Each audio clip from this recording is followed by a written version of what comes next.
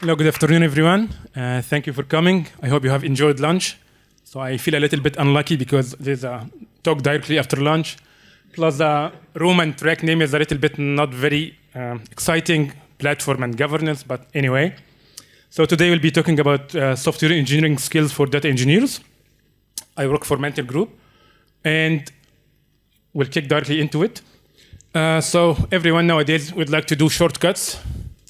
So I'd like to have Gen AI, but eventually you have nothing below that. Everything is kind of crabby and will crash with slightest change. There is no even concern for software engineering as a consideration. I think last century, there was kind of a prediction that by the year 2000, there will be flying cars. There's a few of them, I think. But no, we are not there yet. What we have right now, if you go start something from scratch or go build on top of an existing data platform, you would like to just grab all the code base and throw it in the bin. I mean, it doesn't really work, and it's not in a good shape to maintain it. Okay. So a little bit of context around this talk. I'm coming from Databricks, or you can consider it Spark background. I'll be talking a little bit Python, although the same concepts apply to other programming languages or stacks as well. Due to the time restrictions, there will be no mention of things like solid principles and patterns. All right. So let's go to the first topic here, which is a little bit boring, but it's very, very important. Data types. So if you pick any programming language book, and after the first chapter, which will be an introduction, you'll find pretty much the second chapter is about data types. And that's for a reason, because it's very important. Some people will just pick any data types and without any concern about the implications, and this will not work out quite well. So let's start about some of the concepts related to some themes around data types, and we'll take it from there. First concept is accuracy. Sometimes you pick a data type that you think, okay, it will fit my business use case, while it will eventually produce floating point errors. So things like summing a bunch of numbers, and eventually you will see they don't really add up to 0.3. Okay. By the way, you can try the same thing in any browser developer tool, what they call it, developer toolbox or toolbar or whatever, 0.1 plus 0.1 plus 0.1, and you will get almost the same answer here. So you might think, okay, floats are bad. They are not really efficient for enough precision, so I'll switch to double. But not really. I mean, you still much better, but you will still get an inaccurate result. So in certain calculations, you need to pick up the right data type. For example, if you are dealing with salaries or transaction amounts or whatever, you have to use float. For sure, pick the proper precision and scale, but this will give you the proper answer you might expect from such data types. So this is one thing around accuracy. Pick the data type that will accurately represent your use case. The next one is the storage, still around the concept of data types, but storage. So maybe you might think, okay, storage is an old concept. I mean, compute is much more expensive nowadays, and storage is, okay, it's cheap. You can buy, I don't know, 1 terabytes of data for $50 or whatever the case.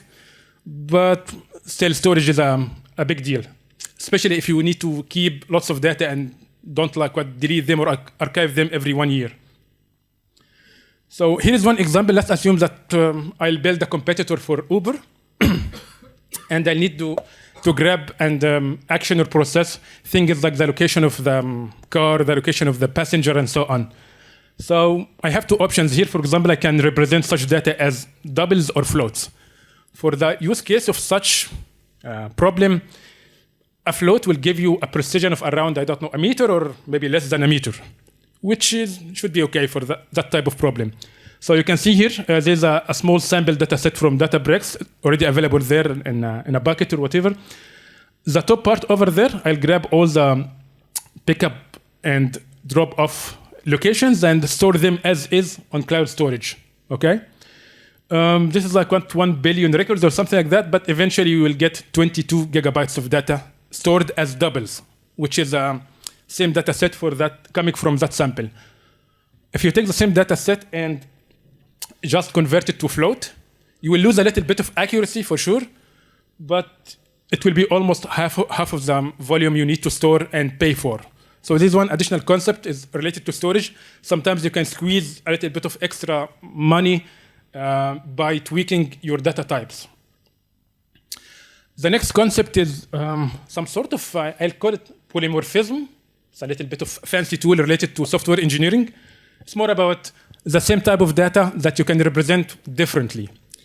So I'm not sure if any of you have worked with things like Data Vault. I don't like it personally, but anyway. So many like Data Vault and many other situations, you will find you need to hash the primary keys. You need to hash maybe all other columns and stuff like that. On Databricks, for example, there is a hash function, but it will produce a string. The string is a hexadecimal representation of the hash. Okay. So a hash of 256 bits is kind of like 32 bytes, but it will eventually appear as, not sure if this is working, 64 bytes, because it's represented as hexadecimal string of the binary payload itself. That's fine, but if you need to, I don't know, optimize the storage, some people do it in a different way. They can do a UDF, which is not very efficient, but that's another story. You can do a UDF and then grab the hash in a binary format and then write it back to disk in a binary format. As you can see here, when you do the hash as plain binary, which is a byte array here, you will get 32 bytes of data. So the same data itself, sometimes represented here as plain binary, sometimes represented as a string, same kind of payload, but different shape. And there are different implications. So I'll mention one of the implications here. When you represent it as string, you will be able to use optimizations like min-max features coming from Delta Lake format and so on, which is not available when you are dealing with binary. Because in binaries, you don't really store things like what is the minimum value, what is the maximum value. But for a string, you can do that. You can pretty much sort strings. And this is just scratching the surface around data types. There are much more complicated use cases, but I just wanted to give you a glimpse. There are timestamps, which is kind of worth its own very long 1 or 2 hour session.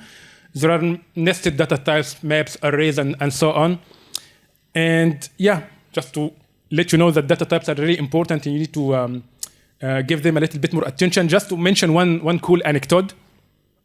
A customer recently, they're doing a classic lake house, bronze, silver, gold, but in their gold layer, they're treating all the columns like strings for some reason. It's not good, it's causing lots of other issues, like, oh, why? So you are losing the data types and representing everything as a string for a reason that can be solved using another technique. So that's really, I mean, in my opinion, it's a very bad idea.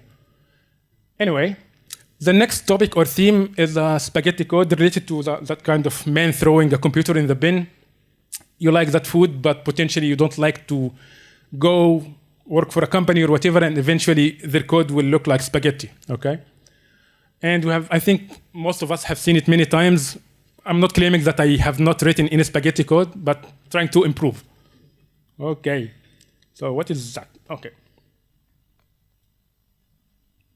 I think there's some problem with the clicker. I don't know. Yep. Anyway. Okay, so the first idea here is that in many code bases, you will find if statements. That's expected, no big deal. But eventually, they will grow in the number of branches if else. I mean, lots of branching. So sometimes you can represent that kind of functional or logic concept as a map, as a more functional or declarative way of doing things. So instead of a bunch of if else and so on, sometimes they can grow into a number of like 20, 30 branches. You can just represent it as a dictionary and use it in a more readable way. Kind of when something happens, then do that. So it will be a little bit more concise and readable. The next concept is around complexity and maybe mental capability of understanding what a function is doing, all right? So my personal preference here is that if you have a function that you cannot fit on a single screen without scrolling, I'm just taking this one with a little bit of zooming so that you can appreciate the complexity. Plus, it is actually not ended. There is still more code to that. Okay? So, I mean, with classic font size, you cannot fit it on a single screen. It will go like 3-4 pages of scrolling.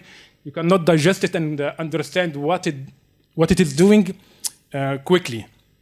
This is actually related to one of the famous concepts around the singular responsibility. So if the function is doing one thing and doing it pretty well, it will be a small function. It doesn't have to be doing tons of things. Okay? So yes, your functions should be small and neat, and in this way, they can be unit tested pretty easily as well. The next concept here is being a little bit preferring typed approaches.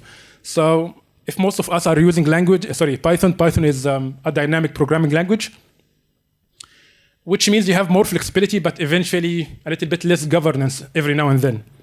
Okay, so the preference here is that some of the concepts like you have JSON or YAML config in a file or whatever, and then you load it into a dictionary and then treat it like that. That's fine, but it will be very, very hard to refactor it and maybe use the IDE features, click on something and ask VS Code to find all the references for me so that I can rename things or change things. Very, very hard, especially when you use plain dictionaries. But there are some other tools that will make Python look a little bit more like a typed programming language like C#, C++, Java, whatever. So for example, here one famous library is called Pydantic. It will allow you to load the same configs from JSON or from YAML and then treat it like a class with a bunch of attributes or properties. This will make it very, very easy for you to refactor things. And yep, your code will not be very hard to maintain. Related to all such concepts and around spaghetti code, this will be a very, very good way to think about functional programming. So people here might be thinking, okay, that's a little bit too much for building data pipelines or whatever, F# and maybe, I don't know, Scala and other languages, but it's not really that complicated. So in Python itself, and many other languages, they are not initially defined as functional programming languages, but they come out of the box. Some of the features there, they will allow you to easily use functional programming ideas. So for example, here, if you are trying to find the sum of the all even numbers between 0 and 9 or whatever, you can do it like this. That's totally fine. But eventually, it will grow up in complexity when you are doing something non-trivial. The other option is to use something called comprehensions. Okay, it will allow you to be a little bit more concise, write the code that will be very, very readable. Like we have a group of numbers. Okay, let's pick the even ones. Let's do a map, which is square the numbers or whatever. Yep, and do a final aggregate. That's one way of doing things, which is a little bit better than the above, for sure. There is another way, which is the lambda concept, kind of a function without a name, doing a small thing. It's pretty good as well. It's very similar to this one, but sometimes a little bit hard to understand because you need to dig from the beginning. There's my entry point. Then I'll apply a filter. Then I'll apply the map. Then going from in to out. Because I'm coming from a C# background, I like C#. The same concept can be written in a little bit more readable approach, like a pipeline of things. So you start with your numbers, then apply a filter, then do a map and reduce. This sounds a little bit like Spark if you have used Spark or whatever. So yeah, that's same concepts can appear in different ways, although this one for sure is not distributed. So coming back to the idea of functional programming and how we can employ them in our classic data pipelines, there are many concepts like immutability, pure functions, memoization, and high-order functions. Some of the cool things here, memoization is around a function being called many, many times, and sometimes you are calling it using the same parameter. And if the function is deterministic, like it will return the same result if you send it the same parameters, then you can cache the return value such that when you call it with the same parameter once again, it will just return the saved value. So some sort of caching concept. Sometimes it will be very, very useful in certain situations. The other concept, which is pretty cool, and we use it in many places, especially with Spark, is some concept called the partial application or sometimes carrying. So you can have a function taking like what a couple parameters, but I'd like to use it in two different ways. I'd like to treat it like doubling a number, and like to treat it like tripling a number. So I can do some sort of partial application, like, okay, take this function, wrap it as another function that is taking that parameter, or maybe the first one, as a 2. So 2 will be kind of encoded inside the body of that function. So double it, if you say double it, it will produce 14. If you say triple it, it will produce 21. Why am I referring to such concepts here? Because we have a black screen. Okay, yeah, maybe I'm talking too much on a single slide. In Spark, when you are doing streaming, sometimes you need to drop or fall back from streaming mode to batch mode, which is one nice feature over there. So you need to define something called the for each batch and feed it with a function that takes two parameters. One of them is a data frame, one of them is a batch ID or a number. But sometimes you would like to write a little bit of generic functions that you can use it for different streams and maybe different table names, destination table names. So you can define your function that is taking an additional parameter called target table name, for example, and you can use it inside the function any way you want. And then apply that partial application concept. Now I'm sending, okay, this time I'd like to run my stream against to produce a table called events or whatever. Then take that thing called, what is that, batch handler, and feed it here. So batch handler here is a pointer to a function. Sometimes I like to name things pointers. So yep, you can just use it here. You have skipped that kind of complexity that the function to be sent here has to have two parameters only. So this is one of the exciting use cases of carrying and the partial applications. I switch over to another concept, which is distributed computing. So you have seen lots of references today to many libraries like Pandas, Polars, Spark, and other things. Okay, and there's one other thing called IBIS. Anyway, so usually you might work initially with a small data set or whatever, but eventually you need to grow in volume and complexity later. So you can maybe do a bunch of stuff on your machine, a single machine like this one, as long as you can consume or utilize all the CPUs evenly. But after a while, you might need to go, and go to the next level and have a cluster of machines. So you need to understand if your code is running on a single machine or multiple machines. Even if it is running on a single machine, does it run on a single core or all of them or what? So if you are talking about Python, for example, we have two quick concepts here. The first one is you can do multithreading or multiprocessing. Every one of them is for different use cases.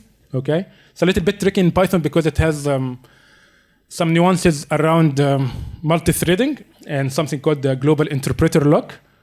But yeah, these are just some ideas or options when you are doing stuff on a single machine. If you go to multiple machine concept, there is still Hadoop, and strangely, it is used in a bunch of big places, but you would like to get rid of it soon. Okay, so yeah, it's still there, but no one likes it in the current age for sure. Other than that, yes, you can do things in parallel fashion, Spark, Ray, Dask, a bunch of other things as well. So when you are doing things in a distributed environment, it will be a little bit more complex and you need to understand your terrain. Okay, so I'm talking here around maybe Databricks or Spark specifically, just to focus on one certain aspect of things. So Python itself, it has a limitation or something called global interpreter lock that will most of the time limit you to a single core. Okay, but when you are doing Spark, you are actually running, even if most of people right now are using PySpark, no one is using Scala anymore, I think, or maybe too little. You need to understand that Spark behind the scenes is running as a Java application on multiple machines. So there is another concept to be aware of. You are writing your code in Python, but it's not really Python that is running the real computation. There is a little bit of Python for sure, but it is Scala and Java. The other concept when you are running on multiple machines, yeah, you might think, okay, I'll submit maybe a SQL query or a PySpark job or whatever. It will be distributed running on multiple machines. There is also one additional concept on top of that. I can put the inception meme, which is you can, on the same cluster, you can have multiple jobs running concurrently. So there's parallelism over parallelism, okay? I mean, I have seen many times people doing ingestion like what? We have 10 tables. Most of them are small, kind of small lookup tables or whatever, and they do them in sequence on the same cluster, having like 100 gigs of memory. Not very efficient usage of your compute. Okay, so just also understand that when you are doing stuff in parallel, you can even do multiple stuff in parallel as well. So let's give a concrete example here, just to materialize the idea. So I have a Spark cluster, not on your machine for sure, because it will be a single node cluster or just a driver. If you have a cluster with multiple machines, a driver and couple machines, just remember the IPs. You go to Databricks, go to maybe, what was that from Microsoft? I have bad memory. Synapse or the next one, I forgot them. Fabric. Okay, and run a Spark notebook. If you run code like this one in Python or maybe Scala or whatever, just understand that your code is running on the driver only. It is not parallelized by definition. It's not doing anything magical, okay? So if you go and, okay, get me the local host, it will give you the local host of the driver. There's, I think 12 was the driver, okay? So I've seen like what many people are writing notebooks and whatnot, and maybe in pandas, and then running on a cluster of 10 machines or whatever, and eventually things are very, very slow. Why? Because you're just running on a driver. You are not utilizing all your compute. But anything other than, I mean, if you do a Spark action, I mean, anything other than a Spark action is by default running on the driver. You can do multithreading or whatever, but that's another story. Once you start to run Spark actions, like Spark, give me like 1 million records or numbers, and then for every one of them, I'll add another column, which is the current IP address, and go do a distinct, drop that ID that is coming from the Spark range function. Eventually, you will get the IPs of 11 and 10, which are the IPs of the worker nodes. So just try to understand or appreciate that sometimes my code is supposed to be running on a single machine. Sometimes it will run on multiple machines, and there is a difference, especially when you are dealing with big data. Next topic or concept here is around debugging. Yeah, I can mention lots of fancy stuff around debugging, but I'll mention one cool thing related to that gold layer that was in string format. So sometimes it's not only about things crashing and then exceptions and alerts coming from top management or whatever. It can be something that is still running, but not really running correctly. So if you have a number like number 2 represented as a string, and then you do select that number greater than 0 or whatever, there will be something called data type coercion, which means your engine will need to pick a data type to like match the two things. One of them is already a string, one of them is what you can call it, a literal, okay? So Databricks, for example, can take the 0 and treat it like an integer or long integer. And the other number will need to be casted to that format and stuff like that.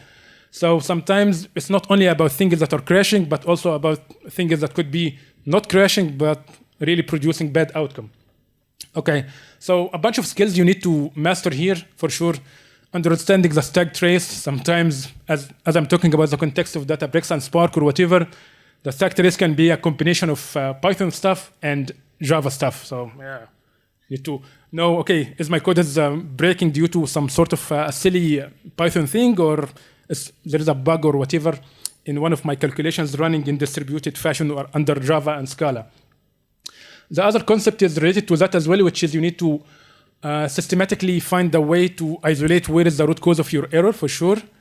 There are different ways. Sometimes it's a bug in code, or data quality issue, or something else like a network or security policy thing. So it might not even be part of your code itself.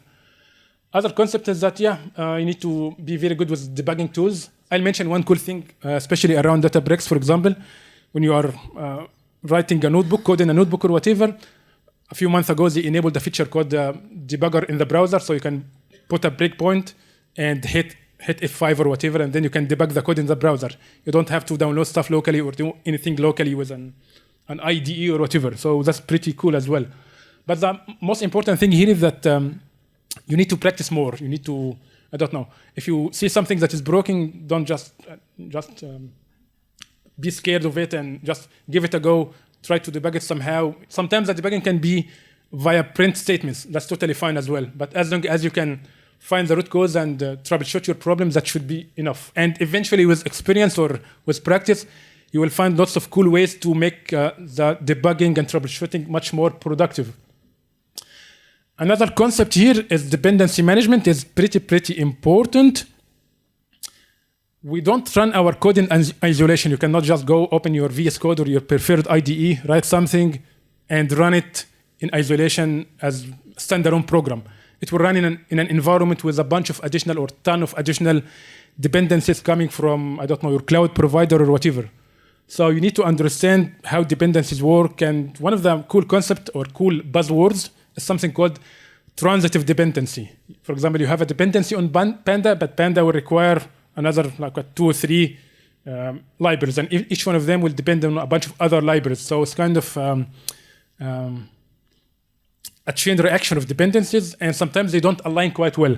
So I'll give a concrete example happened with one of our team members recently. So there was a requirement to install Soda, which is a data quality library, along with DBT core in the same environment. Okay, cool. So unfortunately, there was like quite a conflict. Some of the transitive dependencies were not really matching. One of the libraries requiring version, for example, 7 to 8, and the other one is requiring 6. So there was a collision. Sometimes you can install both, but eventually there will be a conflicting dependency. One of the transitive dependencies will be working for Soda, but not for DBT core.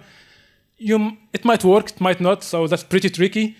The option to handle such case is to use a little bit better or reliable, not really reliable, but more sophisticated dependency management tool like Poetry, for example. So in Poetry, you can specify what is your target state, and then Poetry will figure out some downstream transitive dependency versions that will satisfy everything. And eventually, you will get an environment such that both will be installed, but one of them, it has that dependency installed. The other one, Poetry, was smart enough such that it found a way to install maybe DBT core without requiring that kind of conflicting library altogether. So yeah, the tools can be also very helpful, but you need to understand what are my dependencies and how to troubleshoot things.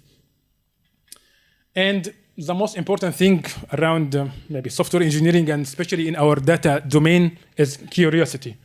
Okay, so just maybe don't take things as granted. Have a look. I know there is one nice quote from some exciting guy from Microsoft called Scott Hanselman. Like what? Just go one level below your current abstraction level. Just do it once so that you'll be aware. So for example, we don't normally change our car oil or whatever. So I don't know. I don't change it manually as well. But if you can do it manually at least once to understand how it is done, what are the problems, concerns, and so on, that will be good enough, and it will be more than enough, I think. So that's it pretty much. I'm happy to take a question or two. I hope that was useful.